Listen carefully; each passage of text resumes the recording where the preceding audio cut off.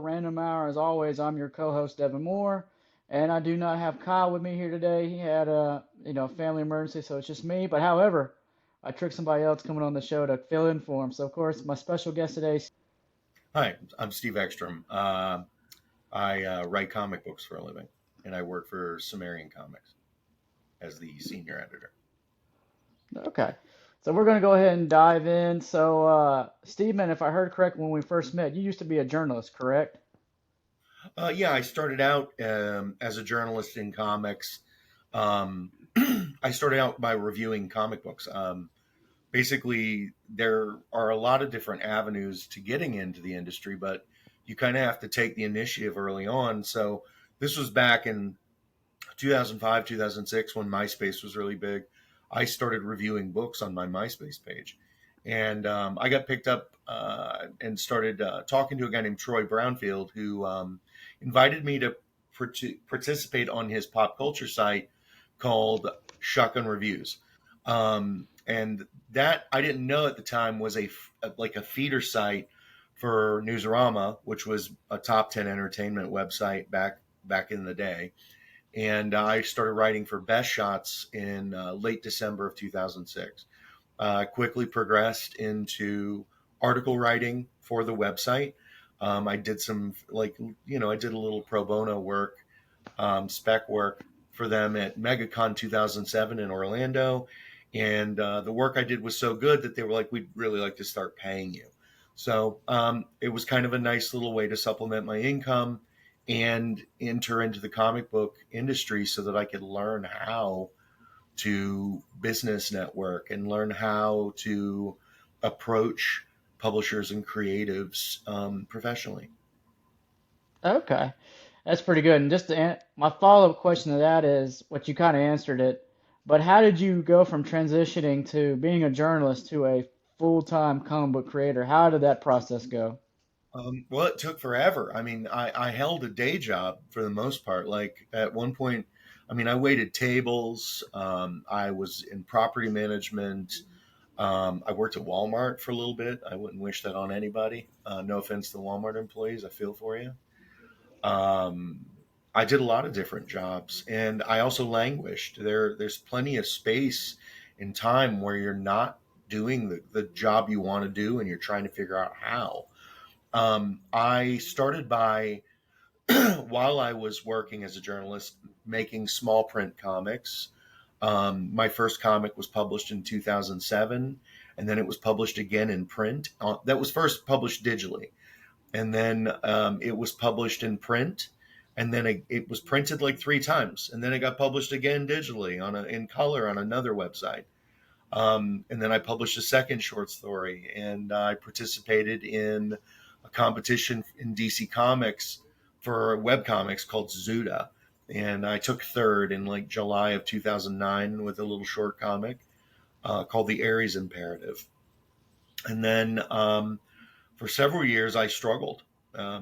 You spend a lot of time kind of persisting and throwing a lot of spaghetti against the wall and seeing what sticks. I produced a web comic that was kind of short lived in 2014. And then I produced my first Kickstarter book in 2017, 2018 called Terminal. And I was smart enough and savvy enough to fund enough to make two comics out of it. And that it kind of got me started and made me realize that I liked the publishing aspect of the book as well. So I just kind of progressed from there. And during COVID, I started lettering comics full time for other people and editing comics. And I started to gain my sea legs and fell into some jobs that kind of turned into what is now SoCo for Sumerian, and my relationship with the brand Behemoth, that when they were purchased, they became Sumerian. They hired me. So it's kind of a long journey, and you don't really give up. If you give up, maybe it wasn't meant to be. But I just persist, and I keep going. I'm in the process of working on a new project now that's based on a character in the public domain, so I'm free use, and I'm hoping to find a publisher for it. And I've got a budget and a decent artist, and I'm probably going to put a really expensive cover artist on it, like something like Bill Sinkovich. And Ooh, it's going to be a lot of fun. So just plugging away. Okay. Now let me ask you this. What originally got you into comic books? Like for me, and I'll tell you this, me and Kyle, we're both very big comic book nerds. And of course, it's always like, for us, it was the 90s DC animated movies or the 90s Spider-Man's cartoons. What kind of inspired you to get into comic book writing and things like that? Um, I grew up in Hayhira. I was born at Moody Air Force Base in southern Georgia, and there was a barber shop outside of Moody Air Force Base next to Family Pizza out there on Bemis, and they had stacks and stacks and stacks of comics. And I remember being very small. My father would take me into this barber shop, and I just loved getting my hair cut. And like, there's old dudes reading magazines and newspapers, and here's me reading a comic book, getting my hair cut. I'm still a sucker for a good haircut. And I just kind of fell in love with them. I grew up with them in spinner racks in every gas station and grocery store in the town. So they were cheap entertainment. And my family would be, do you want a comic book? While we're in the store, and of course I did. And so by the time I was 4, 5, 6 years old, I had already been reading Spider-Man and Star Wars, and I was part of that generation that was introduced to big budget movies. Jaws was like the advent of major motion pictures in 1975, 76. And then you had Star Wars and Superman the movie and Star Trek the motion picture. And these things were huge marketing tools to sell lunchboxes, underoos, hunks of plastic with, movable arms, Mego dolls. And I loved comic books. I've always loved them.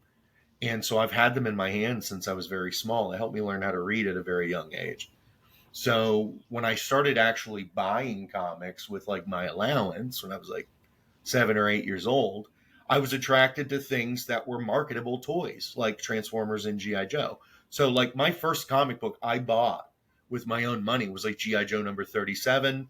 And then the week after that, I bought Transformers number 6, and it kind of went from there. I remember I bought Crisis number 7, where Supergirl dies, and what's another old comic book? My first X-Men book. We lived overseas, Hmm. so my dad was in the military. So when we were moving to Korea, I bought like an Amazing Spider-Man in an airport on an Air Force base in Japan, and it led to me buying more Spider-Man in the BX, the base exchange, in the Yeah. air, at the army base we lived at. So I just kind of matriculated and kind of just built up over time because it was something consistent in my life. When you move around a lot, if you're extroverted like I am, you do okay because you can make new friends. But Yeah, you man, dude, also you want some kind of stability. So comic books were my stability. okay. Yeah, no, I'm the same way. It's funny. So, like I said, we kind of, our 90s baby, early 2000 kid, of course, what got me into it was, again, and Kyle's is the same story. It's the Superman cartoon from the 90s, the Spider-Man cartoon from Sure. the 90s, and things like that. Of course, in my opinion, Toby Keith will always be my Spider-Man. Toby Maguire, I don't know why I said Toby Keith. Toby Maguire will always be my Spider-Man. I know that's weird, ain't it? Can't you just imagine Toby Keith the Spider-Man? No, I cannot. Yeah. No, I get it. It's funny because like traditionally these access points have become harder and harder to get kids to read comics. So the fact that these things, for you in the 90s led you to comics is great because it's kind of reverse osmosis. It's mostly now it's like people will see the comic books passively and they won't buy them, but they'll go to the movies and they'll become, Avengers experts based on the movie continuity, and then you got people in the theater like us sitting there going, I've been here since day one. I read the comics. That's not accurate. But you have to kind of temper yourself away from that behavior. You don't want to be the comic book store guy from The Simpsons who's kind of a jerk. So it's like it's good. It's a good thing that we're all embracing this stuff. It's a good thing that we're all taking it in and enjoying it and finding entertainment because it just permutates more and more stuff. Video games, toys. Like um, I love comics. probably always. I used to have a much larger comic book collection that I sold, for example. But I still collect here and there. Like right now, I'm collecting like the Chris Claremont run on Uncanny X-Men, and that's going to take some time. And it just gives me a little problem when I'm at stores like Grey Ghost. When I did that signing a couple weeks ago, I picked up a couple books while I was there just to add. And it's fun to get to talk about the work that I do, and then at the same time I can still enjoy it as a hobby and enjoy the fandom as much as you can these days. Fandom's pretty toxic, but that's kind of the nature of the beast. Right. Oh, trust me, if we talk about toxic fandoms, we'll be here all day. I agree with you. Yeah. And, for me, um, I would say when it comes to certain stuff, I'm a comic book guy, but I'm also big into like, okay, what would happen, Marvel and DC push the multiverse. Like to me, I'm a big like multiverse guy. Like, okay, let's see what happens if, Bruce Wayne's parents lived. What would happen? You know what I mean? But I do agree with you. Other mediums are helping the business, but a lot of people are just looking at them. They're like, I don't want to read it. You know what I mean? Well, it's funny. It's like I make this joke all the time, but like if Bruce Wayne didn't get shot in the parents, he would have never became Batman. Right. You know? It's always it's always funny to me, but it's true what you say. But to me, and I feel like social media is pushing the comic book industry and things like that to get more and more readers into it. But of course, I'm not a comic book writer, artist, or anything like that. So I can understand what you're saying, where people are like, "Oh, the movies are continuity." Well, not really. They're their own standalone It's just universe. different. It's a different line of continuity. You can have all like I think Into the Spider-Verse has proven that you can have accessible entertainment that is fun and has value, and it doesn't have to be Peter Parker as the protagonist. Miles Morales is a fantastic protagonist, and he gives African Americans a chance to get to be Spider-Man. Representation matters. You've got Hispanic characters and Asian characters that get are Spider-Man. In a symbolic sense, and I think that it's very important culturally as modern Americans that we embrace this kind of thought, because that's what equality and equity really is. And at the heart of the matter is that we all get to feel free to enjoy this stuff, and it's not just for middle-aged white dudes who live in their mom's basement. No, I mean I agree. It's actually funny yep, I'm staring right at on my wall actually. Back when Miles came out in 2011, I bought his like volume book of his first appearance at Universal Studios because they have like a little Marvel section, that little theme Yep. park. I don't know if you've ever been. Yeah, you know what I'm talking about? Oh, I have. You've ridden the Hulk. Yeah, yeah, yeah. That's a cool roller coaster, and that's a fun store. I know exactly what store you're talking about. Mm, I bought a couple trades there when I visited, but this was way back like 22 years ago when the place first opened. But yeah, uh, no, it's those trades and those kinds of locations again are great access points if you can hook a reader.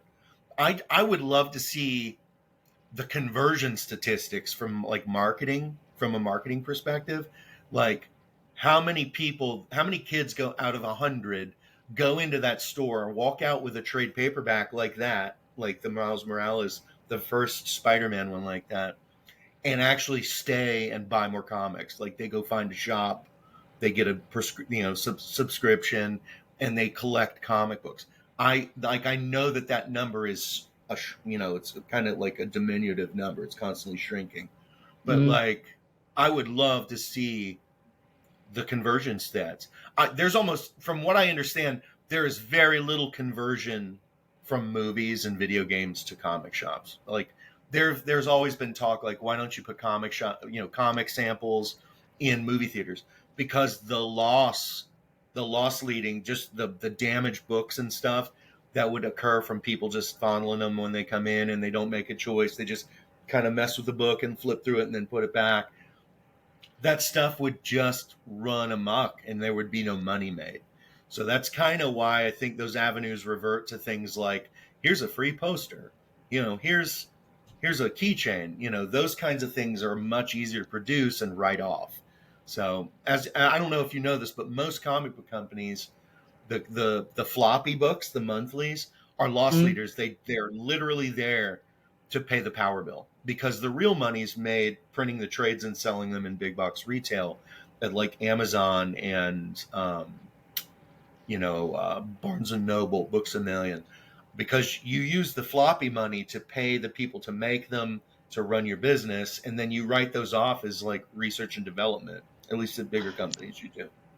Okay. So it's a really interesting structure because the trade paperbacks mean you're making money twice on something you've already sold.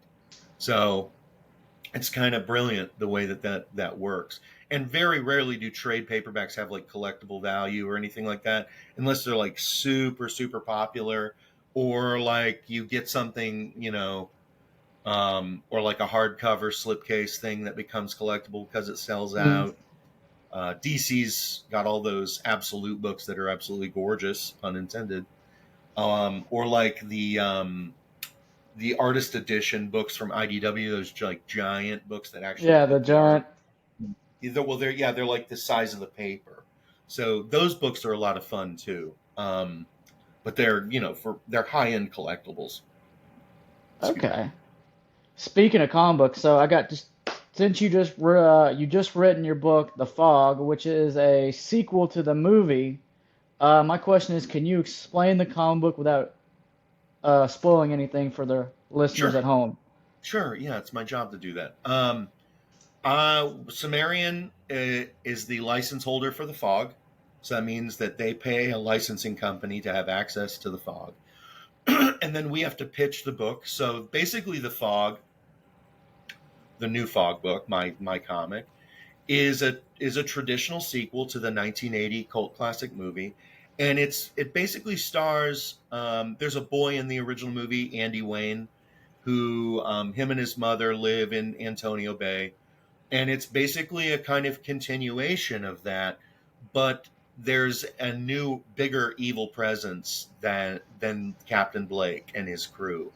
The original story is about a curse that's been placed on the town, specifically the families that lived in the town in the 1880s when it was like an outpost for shipping trade on the west coast. And basically this ship full of people with leprosy show up and they're looking for a place to set up like a leper colony, and the town leads them in. They basically kind of trick them, and the boat runs ashore and sinks and everybody dies in the boat. And so then 100 years later, like this fog rolls in, and inside of it are these leper, like I wouldn't call them pirates quite, but like these like leper sailor ghosts from this boat come back to kill the ancestor, the descendants of these people who betrayed them. Um, and one of the families is the Wayne family.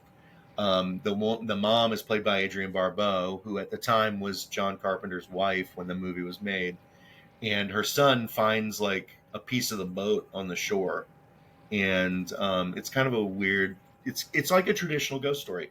So the new comic is a continuation of that with more evil added, and it's I kind of wanted to really pay respect to the movie by honoring the continuity of the movie itself, much like we debate what is the continuity of movies in the Marvel universe.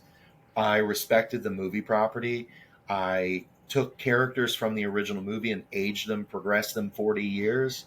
And now Antonio Bay is no longer this site for this paranormal event. It's kind of this like sleepy bed and breakfast fishing town that has a paranormal kind of flavor to it. So, like, people come there looking for the ghosts, they come there looking for lore to talk about. And so some of the characters are podcasters, paranormal podcasters that are coming to town to investigate the legacy left behind by Captain Blake and you know, the plight of the Elizabeth Dane. Yeah, I will say this without spoiling anything. I really enjoy that part of the story with the continuation, and I really enjoyed in issue two when stuff kind of issue one where you guys lay down the foundation of it all, and then issue two it starts ramping up, and I've enjoyed even the artist and the story you're trying to tell. Like everybody's terrified that remembers the original Fog, and it's just like on the page you can like if it was the movie you could hear the terror in their voice, and even the artist the way he drew them or she. I'm sorry, I'm terrible with It's artist names. Marco. It's a he. He did a really Okay. good. He's an excellent storyteller. He's really a quite the master of like human expression. Yes, that's what I'm Does a saying. The really good expressions. job with expressions on faces to convey, emotion and feeling terror. Like he did a really good job. He's an excellent artist from Italy who I'm surprised he's not gotten wider recognition at like Marvel and DC yet. But I hope that this leads to him being discovered because he's phenomenal, and I hope I get to work with him more in the future. I'm very lucky to get to work with guys like him and Emilio Lecce, the colorist. Mm, He also worked with me on Soko. The guy's incredibly talented, has a really cool palette. Like he's got great color choices. Um, they like initially there were some concerns. They were like, oh, the color palette number one of the Fog is so bright. It's supposed to be dark and at night. Well, that's during the daytime. The sun has to come out. There has to be like a story progression. So the first issue is a lot of buildup. mm, And if you look at traditional three-act story structures, which is most American films, you have a beginning, a middle, and an end, and you have to have the beginning in order to get to the middle. So I find that there's been a moderate amount of criticism that it's like slow to start. Have you ever watched a movie? Is what I ask these people. Have you yeah. ever thought about story structure? Because the pacing is important in a horror movie. There's a really cool movie, for example, called The Rental. I highly recommend this movie. It's an independent horror movie from 2018, 2019, I believe. Dave Franco, James Franco's little brother, directed this movie, and it's about these two couples going to a bed and breakfast on the West Coast, and the first two acts of the movie are kind of slow going because it's about the human relationships and the dramatic tension, knowing that the two brothers are there with their girlfriends, and the one brother is like, spoiler alert, having a relationship with the one of his brother's girlfriend, who's his business partner, and it's very complicated. And then they have a little dog with them that goes missing at the end of the second act, and as they start looking for the dog and the sun starts to set, there's this kind of like fog rolling in. Sound familiar? And Mm. in this darkness, this guy just kind of shows up. And he's got a rubber mask on. He kind of looks like a really scary version of the Six Flags old man. Oh yeah, no, It's terrifying. This movie is terrifying because the third act is just super fast paced violence and murder. And you mm. find out, that there is a serial killer that basically hangs out in Airbnbs waiting for people to Oh, check in. oh. I seriously, this movie is fantastic. I actually tried to pitch a comic book sequel to that, but we never heard from him. Like we tried to get the license, and I literally wrote a story about this guy, this killer, killing my fantasy football league, and it's about a bunch of dudes on a guy in like at like a mountain lodge cabin in northern Georgia. And my friends and I did that in like 2016. We went to Helen and stayed in this really gorgeous. And I was like, man, what an idyllic place to have this guy. Because in my closet in my bedroom in this cabin, there was this little door. And at night, if you turned off all the lights in my room, the light was on inside of this little Oh utility no, no, door. And no. it freaked me out a little bit.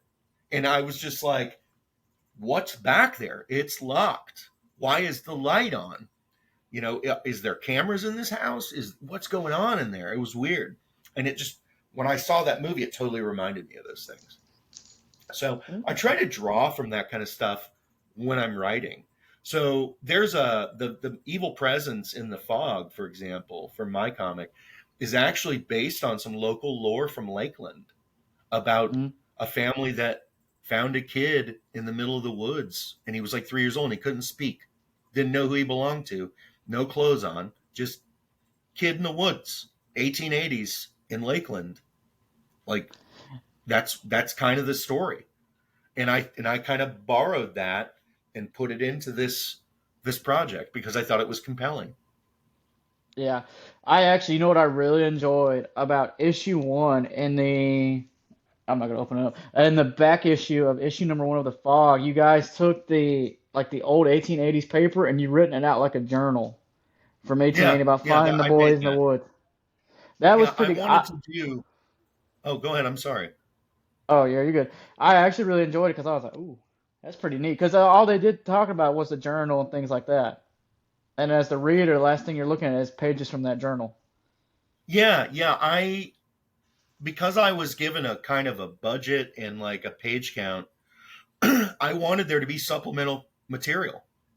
And when you print comics, you have to have a certain page count in the book for the printer. That's how they cut the paper.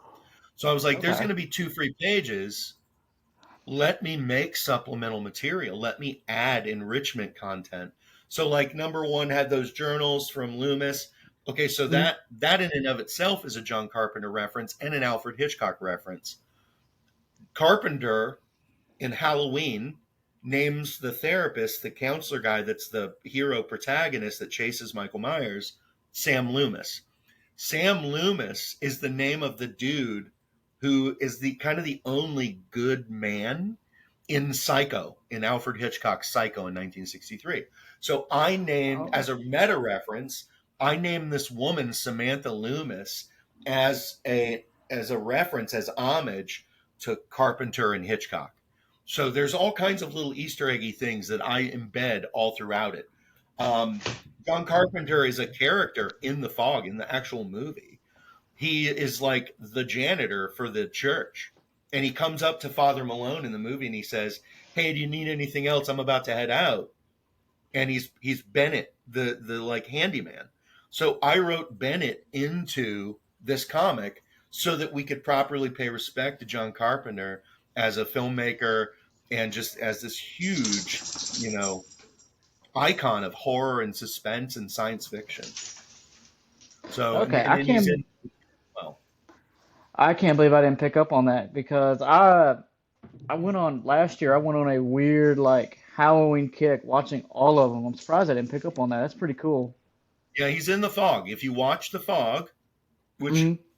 I believe you can either watch it on like Peacock or Tubi. I think you can watch it on Tubi for free, but with commercials or whatever. Yeah. He's in just this little bit part in like the first 20 minutes of the movie. He's on camera for maybe like a minute. And I just kind of took it and ran with it because I know what he looks like. So I was like, "Holy shit, that's John Carpenter." And I thought that was so cool. So it was kind of fun to make him Stevie Wayne's boyfriend in the current iterations of the story because he was married to the actress who played Stevie Wayne in real life during the filming of the original movie. So like there's other legacy characters in the movie as well, or in the story, in the comic as well, from based on connections from that movie. And I thought it would just be fun to kind of insert these people. For example, on the cover of number one, when you have the three people standing there, on the left is a photo reference of my best friend from high school, who passed away. His name was Kirk Pierce. He's in the book. And then the guy on the other side is one of my best friends, who I'm still one of my best friends today, 30 years later from college, Travis Matthew. And these guys, I wrote them into the book to be fun characters. And then they're partnered with Annie, who is a legacy character that gets explained in the book. So, and they're the Okay. paranormal podcast. So, like, issue number 3 comes out April 24th. Ooh. And like the first issue had the journals, the second issue had the podcast transcript, or it was like an interview transcript where they're interviewing the podcasters and talking about some of the lore from the region around Antonio Bay. And then the third issue is going to have a police report from the day Ooh. after the Fog left in 1980, and they find something in a house that after the pirates are gone, or the ghosts are gone, they find something really bad in a house. And it's actually Andy who's helping they're basically, the rest of the town kind of picks up and says, we've got to move on with our lives. A lot of people leave because they're terrified and superstitious. And the rest of them kind of pick up the pieces. And so they start going home by home looking for survivors. And in one of the homes, they find something way worse than what happened the night before. And so it kind of develops from there. Okay, well, I can't wait. All right, issue 3 comes out in a couple days. Got it. So enough Yep, about the April fog. 4th. Mm, Yep. So enough about that. So obviously you like, so out of your favorite genres that you've written in the past, do you have a certain favorite one besides just horror, fantasy, superhero, mysteries, memoirs? Is there just one that just sticks out and you're like, oh, I want to write this story? I like to mash up genres. So I'm working on a zombie western right now called South of Damnation with a couple people, and that's kind of in development. I'm working on. I like a lot of horror suspense. I love science fiction. I actually have written, kind of hard boiled crime romance comics. That's my one of my first stories that was in Terminal, Grizzly plus Kinks. Is we're actually going to retitle that Heartbreakers and turn that into a miniseries. That's uh, that's fun. That kind of stuff where you're kind of making hyper realism. So it's kind of like Sin City meets Natural Born Killers with Tinder, dating, online dating, and how it's very disingenuous. Like online dating has a lot of dishonesty in it, and so you have like this guy who's kind of a con man scumbag who takes advantage of women and robs them on dates. And so he's on a date with a woman who is a serial killer, and she kills shitty men like him.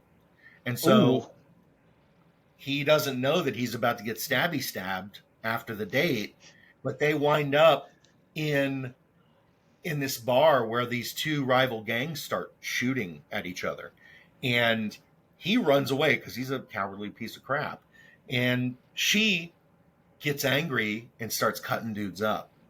And he actually turns around thinking she's imperiled. And she starts to get beat up by this guy who's a lot larger than her. And the guy saves her, and they realize they want to go on another date.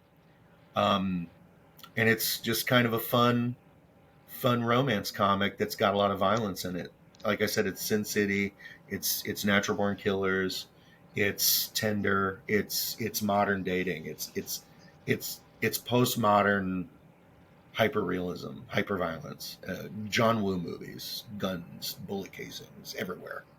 So I there isn't a genre I'm not afraid of. Let's just put it that way. I right. like the art of writing. I like the art of storytelling. I love westerns. There aren't enough, but it's also kind of a niche thing now. I love superhero comics. I have dreams of writing Batman and X-Men and um, Machine Man, like really random stuff that I want to do. Like that's deep lore at Marvel and DC. But you've got to get there. You've got to work on make comics to get to make more comics. So I'm in the process of doing that and persisting to the point where I can work on things. I would love to work on. Recently, Dynamite is releasing a Space Ghost comic. I love Hanna Barbera stuff from like the late '70s, early '80s. Thundar and Mm. the Barbarians would be a fun, like dystopian sci-fi family comic to write. I would love to do that. Like I think that would be so much fun to write. Like basically a family comic set in the far-flung future where there's monsters and you know old remnants of humanity, and then giant dinosaur things that spit radioactive rocks and guys with laser swords and stuff cutting things up. I think that's fun. God, I didn't know Dynamite had the right to hair Barbarian. That's gonna be interesting. Do you know if they're I gonna don't do any know if Hannibal? like that's the thing. I'm not sure they have Space Ghost. I don't know what else they have the rights to yet, but I said, "Oh, Space Ghost. That means Hanna Barbera. Does that mean yeah, yeah, yeah, yeah?" You kind of assume, So I Yeah. can only hope. I'm hoping to be put in contact with them so I can kind of sling my wares at them. I don't know that sounded terrible, but I would love to talk to Nick at Dynamite and pitch a book. Like I love that there are things like that where you can touch on, like Mad Cave has like Flash Gordon and Dick Tracy, which are Mhm. old Yeah. concepts. Old. That's still, but you can still tell stories. Every story is just a permutation of a permutation or an iteration of an iteration. As long as you have a new angle to do something, there's a wealth of stories you can tell. Every writer brings something different to the table. As everybody has something. I'm told that a lot of my work reads a lot like Garth Ennis's. That's a hell of a compliment and a hell of a bar to put over my head for me to have to get over. I'm told that I have good pacing, so I want to tell these kind of like fast paced, just in your face kind of assaults on the senses, so that the fog shouldn't move. Like, I know the first issue was kind of slow, but I needed to build the world so we could have the fast paced, you know, fun stuff in 2, 3, Hmm. and 4. I didn't feel like the fog, the first issue was slow. In my opinion, I didn't think it was slow, but I also, uh, I guess now this year we've met so many comic book writers, so many artists and things like that already this year. So I understand, like I said, just interviewing other people. I understand the process, the story you guys are trying to tell. So I'm like, I thought it was a decent pace. I get it. Obviously, like Good. you I just said, appreciate right? Yeah, yes, sir. I understand you're trying to tell a beginning, middle, and end, and obviously issue two, we're getting to that middle is starting to pick up. It's like, We're ooh, getting to the all right, meat. Right, right. yeah. I'm starting to cut Uh, people up and do bad things. Yeah, yeah. oh, Horrible that's people. that's great to say. I'm getting ready to people up. Like, oh man, Yeah, yeah. uh, that's pretty good. Man. So let me ask you this: what is your favorite character that you've written for in your career of all time? That you just love writing for this character? So far, I do like Andy Wayne, because I kind of modeled him after somebody that I really admire. You can definitely tell that the artist took my references very seriously. He looks like Nick Offerman, and from Ron Swanson from Parks and Rec. Um, I am a big fan of Nick Offerman's. I think that he's kind of a great representation of modern masculinity, and I wanted to reflect that in this book by having this stronger male type that isn't a stereotype based on a bunch of toxic male traits. But he's living with trauma from his Mhm. childhood. He saw ghosts. He was almost killed by a ghost leper, pirate, sailor, whatever. That's got to affect you for the rest of your life. And as somebody who has been diagnosed with, I have CPTSD, I have complex post traumatic stress syndrome. It's weird to say, but living with the kind of anxiety that can be generated from fear, from dysregulated nerves in your body, there's a response to that. So I wanted to kind of create this modern, sensitive, good husband, good father, good businessman. He loves his mother, isn't toxic, but he carries this heavy weight that you don't see until number two, when he gets pissed off and he goes in the basement and he pulls Mhm. out. You find out, oh, this guy's a prepper. He's not just this nice guy. There's something underneath, and that's why it's in the basement, lurking. That's dark in this guy. He's ready.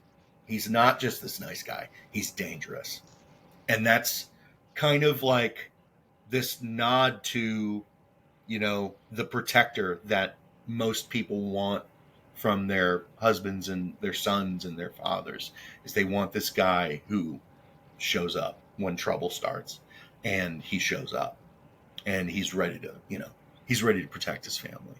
So I really enjoyed so far Andy Wayne.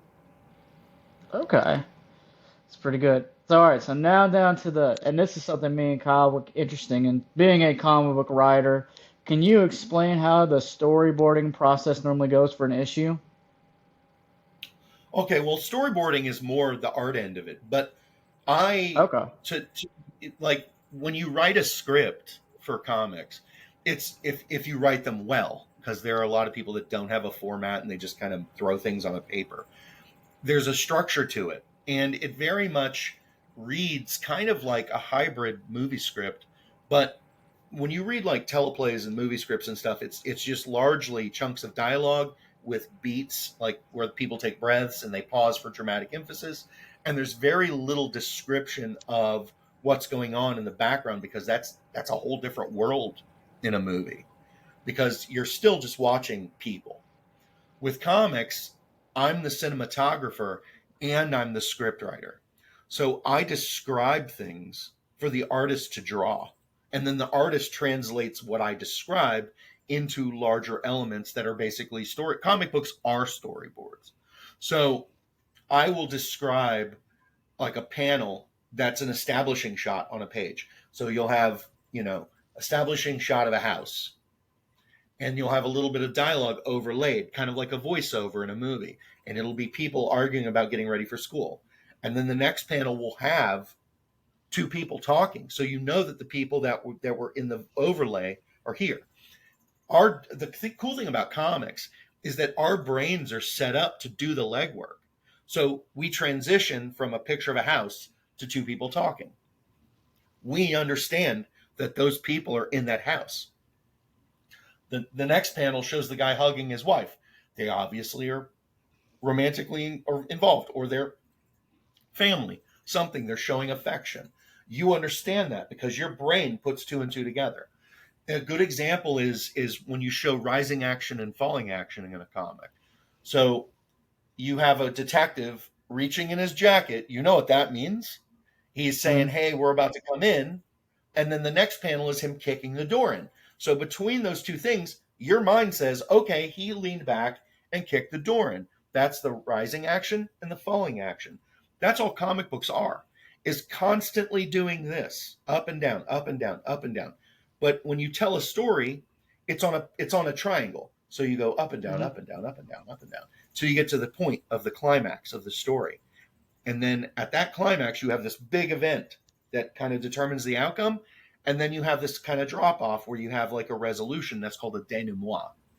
And Hmm. that what I've described to you is called Freytag's pyramid. And you learn it in like writing classes, when you do anything with like narratological structures, and you can apply those things to the way you write and how you write things, so that you can control the dramatics, the dramatic elements. And that's how comic books get made.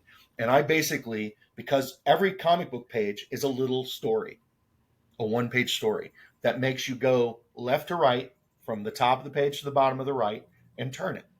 And that's how you control the elements of a story, is you just create page turns over and over and over, and then you get to the end and you hook them for another month.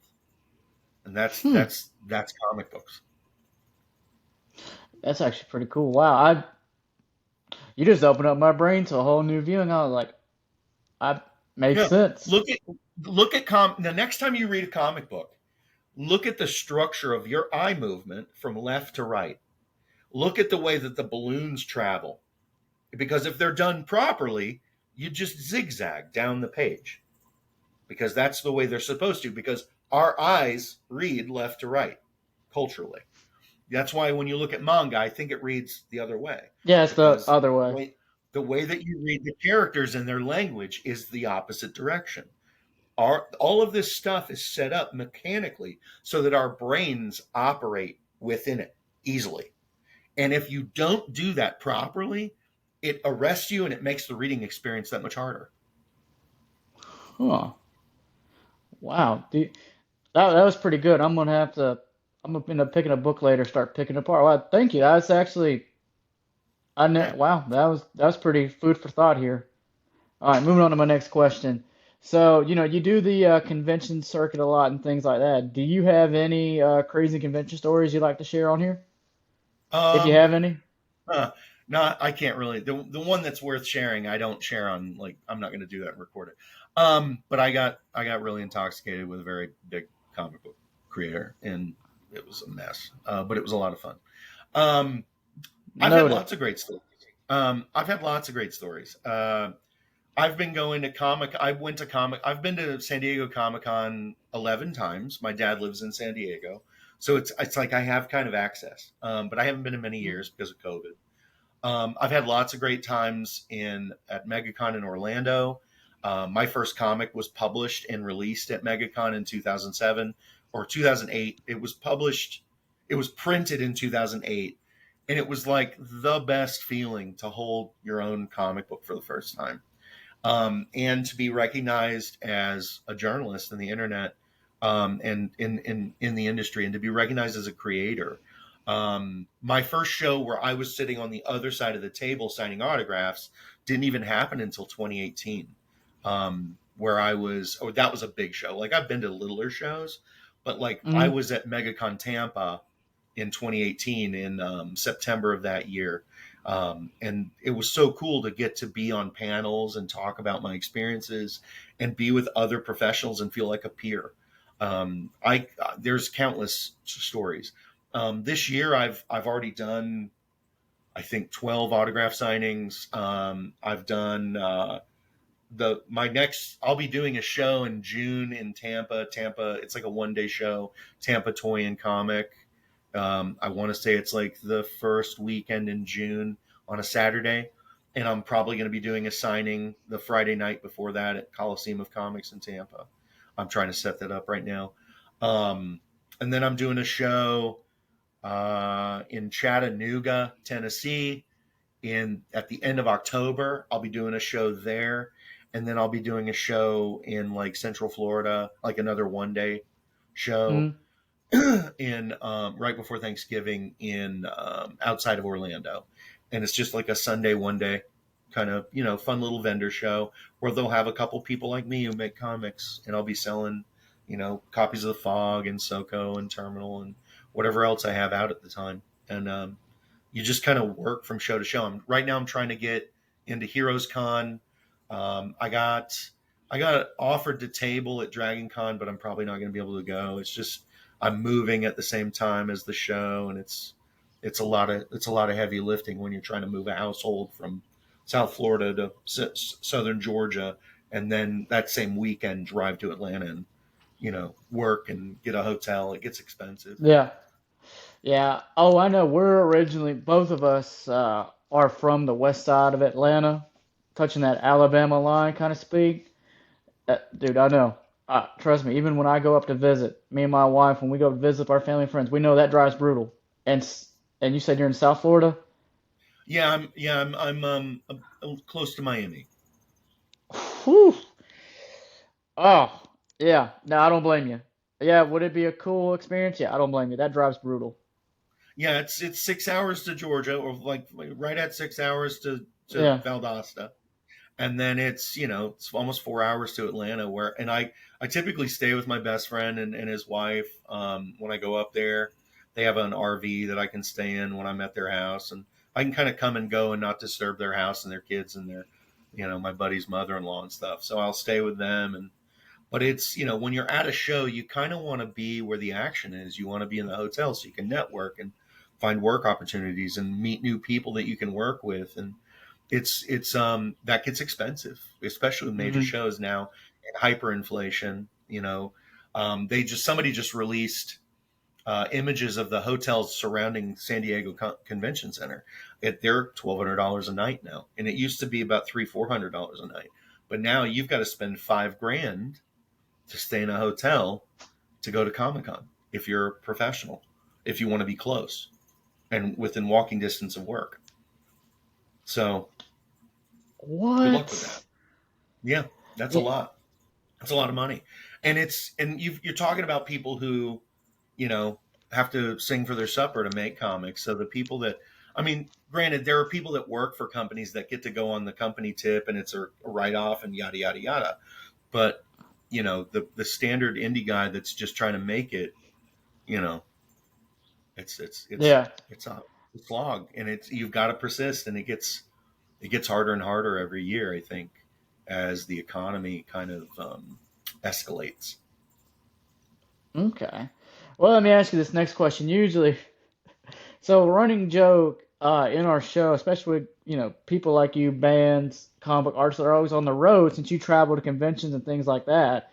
Do you have a favorite restaurant that if you're in that area that you love to hit, like those mom and pops, any things like that But that you just love? I do try to hit a lot of local restaurants, but this is sad and pathetic. But I am obsessed with Del Taco. Okay, Are I you don't know if you've really? ever eaten Del Taco, but they like I have. okay. So there's one in McDonough that every time I'm driving to Atlanta, I stop and buy $15 worth of Del Taco. I have obviously have a weight problem. That's a joke, but like I do, because I love Del Taco, and the fact that I can get burritos and a crinkle cut order of crinkle cut fries is stupid. Like that's the worst place for me, but I love it. There are now Del Tacos in Orlando, so when I pass through Orlando, it's like, can I hit it as I go up? Is there a route on my GPS where I can kind of like not have to drive an hour out of my way? So there is one on my route that's like 5 minutes off, 5 minutes on, go. Same thing with Atlanta. But there are no Del Tacos down here, so that makes me sad. But there are Tijuana flats throughout Florida. That's probably my other like, and it's not even like a really miraculous restaurant. It's a hot bar, Tex-Mex place that's got kind of decent Tex-Mex, and Uh, I'm a sucker for that restaurant because I like hot sauce. So I actually miss this. Tijuana Flats is like a Florida chain that's in a couple places. I uh, actually miss this restaurant when I leave Florida. But I'm a sucker for all Tex-Mex food. So it's like Valdosta, Tifton, like not so much Tifton, but Valdosta has like 9 good Mexican restaurants. So I always look forward to going home, and it's kind of incredible to say that I find really good tacos, the best tacos I've had since San Diego. San Diego, okay, that's it. You okay? Give me a minute. There is a you're restaurant good. in San Diego that's about an exit up from Comic Con Uh, called El Indio, and it's been featured on Food Network many times. It's an 80-year-old Mexican place in San Diego, and when you go in there in the mornings, and there's usually a line out the door to this place because it's sought after food. There's a lady handing you hot tortillas with like honey butter that you eat while you're in line, and they fresh make the tortillas, and they have all this like conveyor belt ancient machinery that looks like it's from like the second, from like the Civil War era, and they make their tortillas on it, and it's just this traditional tortilla machine, and you get what's called a California burrito, and it's carne asada, guacamole, cheese, like red sauce, and French fries inside, and it's the best thing you'll ever eat. When I go to San Diego, the airport is here. mm. El Indio is here. My dad's house is way down the road. I will stop at El Indio no matter what time of day, get a bag of food, go to my dad's. I will eat at El Indio at least one time that week while I'm in San Diego. And then on my way to the airport, I will stop at El Indio and get a bag of food to take on the plane to take home. That's how good this place is. And also why I Okay. have a Yeah. weight problem. Yeah. Nah, man, you're good, dude. Trust me. Dude, we're such foodies, man. Okay. Now you're making me want to go out to California and go check that place out. I'm going to put that on the Well, bucket list. I know. Oh, dude, I'm a sucker for off the wall places, man. Yeah, I'm not going. There's some decent spots in Tipton, but now you're making me want to go out to California. But my next question to ask you is, what advice would you give your younger self if you could, getting into the comic book industry? huh, what would I give? I kind of started out, the best thing you can do is manage your expectations and persist. The A lot of people think that this is a real problem with fandom, and Mm, addressing this because I had this problem is that I would think that 75% of the people who read comic books who are over the age of 18 have this unrealistic notion that they can make comic books better than the people who have spent their whole lives learning how to make them. One of the biggest eye-opening moments that I had was sitting down learning how to try to make one of these things. It was the most humbling experience I ever had. Putting together my first pitch and taking it and showing it to editors at Comic Con. And I had a meeting with a guy who is now, his name is CV Cebulski, and he's now the editor in chief at Marvel Comics. And he was at Oh, the time an assistant editor, but he was also making independent comics. So I met him at the Image booth. He had a book that I actually carry around regularly to remind me of this conversation that he was shopping around. That was about his own romantic affairs as a teenager. It's called Wanderlust, like a Wanderlost, maybe, I think. Anyway, I handed him my little 7-8 page thing, my little spiel, and it was a superhero comic, and it was not a good. The art was not great. The lettering had Comic Sans in it. It was awful, awful. And he was very honest with me. He said, "Okay, Steve, if you were," he goes, "for a second, take this and pretend it's not yours. Okay, you're walking into a comic shop. You have $5. Are you going to buy this book or are you going to buy my book based on the cover alone?" ooh, And that's pretty good. my heart sank.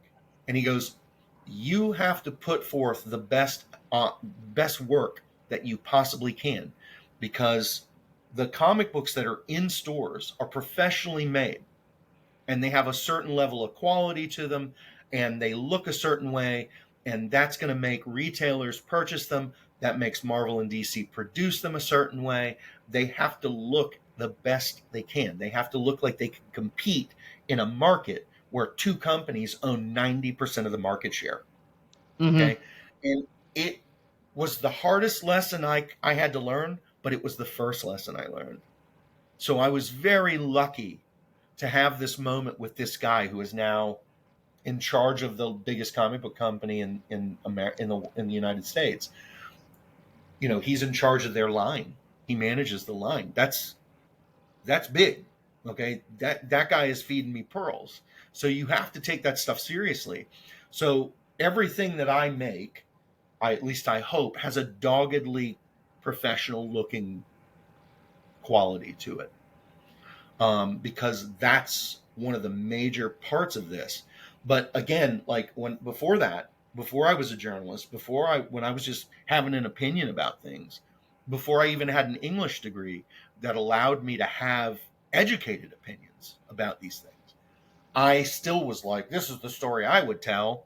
I wouldn't do it that way. This guy's art sucks. Who the hell am I? Right? You don't have a dog in the hunt because you don't have the talent to do it. And that's not to shit on people having an opinion, but at least respect the people who make these things. And it took me a couple beats to figure that out. And like, I started lettering comics because I couldn't afford to pay somebody. And so for many years I languished and I learned, and I kept practicing and practicing and practicing and learning how to use things like Photoshop and Illustrator. And like, I still go back and I will look at my lettering from 10 years ago and go, that's horrible. Let me go and redo it. And I'll do it again. And then I'll look at it 2 years later and be like, oh man, I've learned how to do this better. And I'm constantly improving and educating myself and being a student of making comics. And what that taught me was, I don't know shit.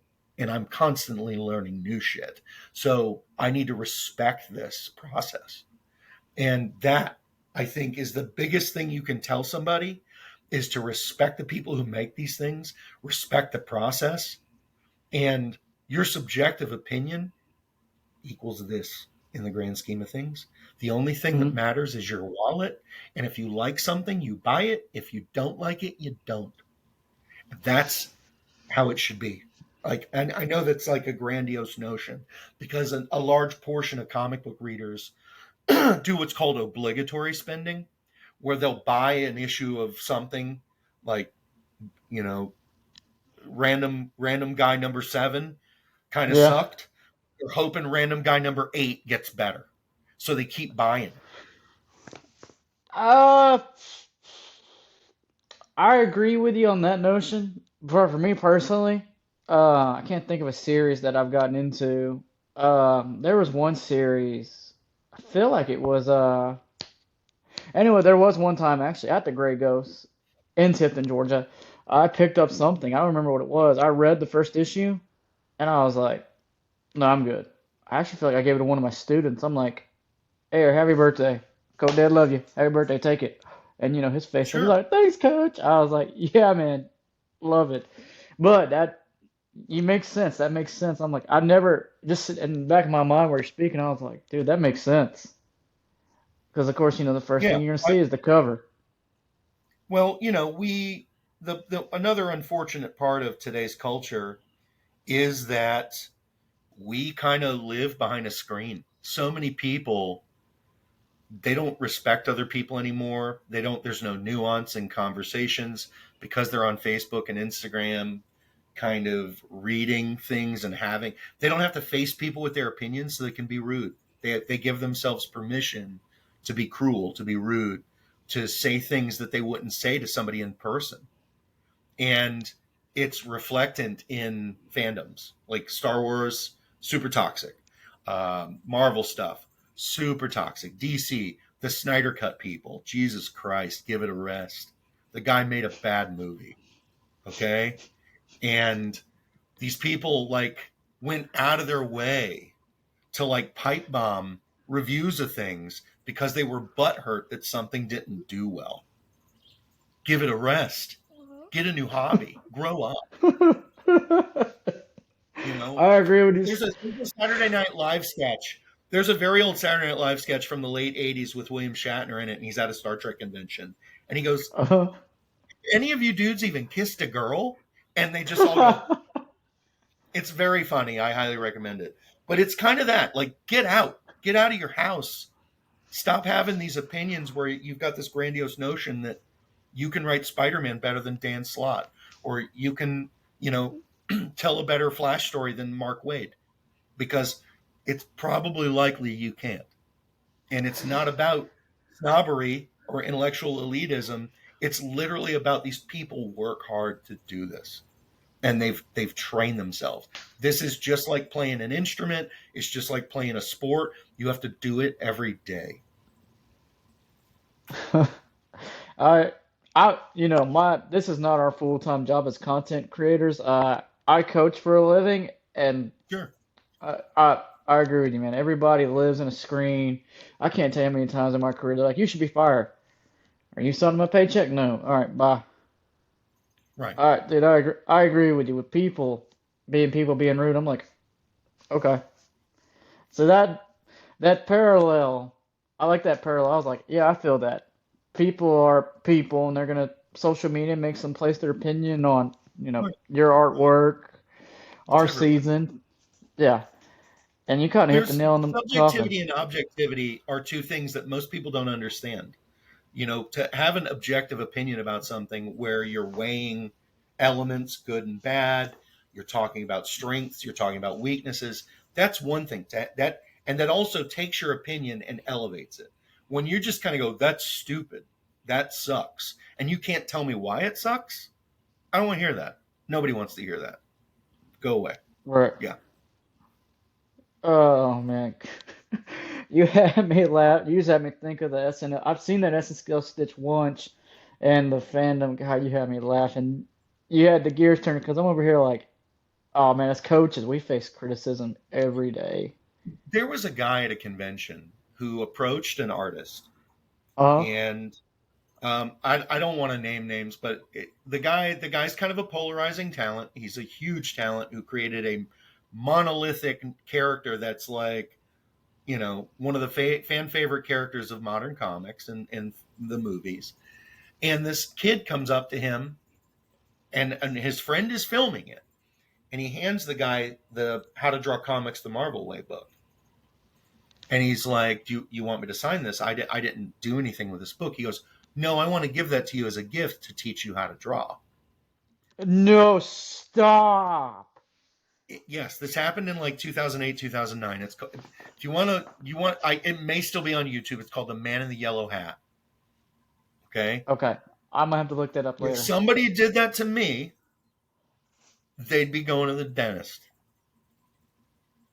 I don't advocate violence, but if you've Right, got the audacity to come up to somebody and insult them to their face when you're some talentless dude that works at a gas station, no offense to other people who work at gas stations. It's like Mike Tyson says, nobody knows what they're going to do when they get punched in the mouth. right. Nobody has a I plan when they get punched in the mouth.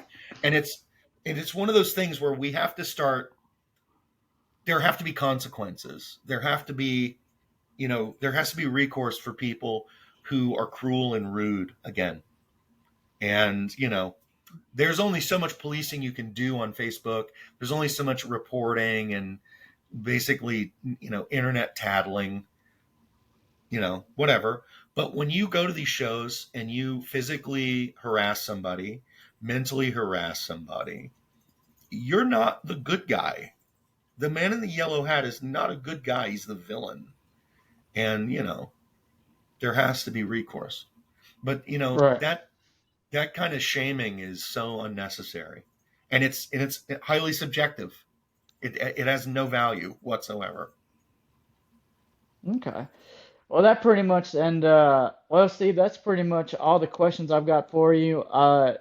Usually we let guests on our show. If there's anything you want to plug in before we call it quits, before I plug in our stuff, the floor is yours one last time to plug in Sure. anything you need. I'm going to be at Grey for Free Comic Book Day on May 4th. So we get to celebrate May the 4th be with you. And we get to give away comic books at their event. And I'll be selling copies of The Fog there. I should have copies of 1, 2, and 3. Plus, I have my own exclusive variant that you can only buy through me. And it'll also be available on my web store in about a week or two. I'm building the website right now. It's steveekstrom.rocks. It's kind of a corny web address, but I thought it was hilarious. And steveekstrom.sucks was way more expensive, but I would have gotten that one. Anyway, I would check out steveekstrom.rocks in a couple weeks. If you're watching this, all my comics will be for sale. My autograph is free and it comes with them. You'll be able to pretty much get anything that is available right now that I've worked on, including the Concrete Jungle book, where I was the editor and letterer. And I had a little bit of help. I did a little bit of work on some of the story content. Um, there's copies of Soko, there's copies of Terminal, there will definitely be copies of The Fog, and it'll basically be where you can see articles that I've been in, links to podcasts like this that I've been on, show dates that I'll be at, and recommendations for books that I read, because I read a ton of comics and I love to kind of guide people to them, especially adults that have never tried comics. There are so many cool non superhero books and superhero books that are meant for entryways for people that don't understand the medium but want to try something new or fresh, or they just want to be entertained. So I'm hoping to do that with my website. Okay. Well, hey, like you said, you guys, thank you for listening today. Subscribe to our YouTube channel, Random Incorporated. And of course, this is the podcast, The Random Hour by Kyle Crump. And don't forget to check out our other two podcasts. Of course, my sports podcast, More Sports, where, it started off being a traditional sports show, but now we have fun with it. So we got all sorts of actually WWE content coming out right now as of this recording. And of course, we got Popcorn Buckets, where we review a movie every Sunday. We've done stuff like Kaiju's, Marvel, and we actually were thinking about doing The Fog later Very next year. cool. So that's in the bucket. And of course, you can follow us on social media at Twitter at Randall Corporate One and on Instagram as Randall Boys. And Steve, any last words you want to say? Have me on that Fog podcast. Let's do it. All right. Until next time, guys.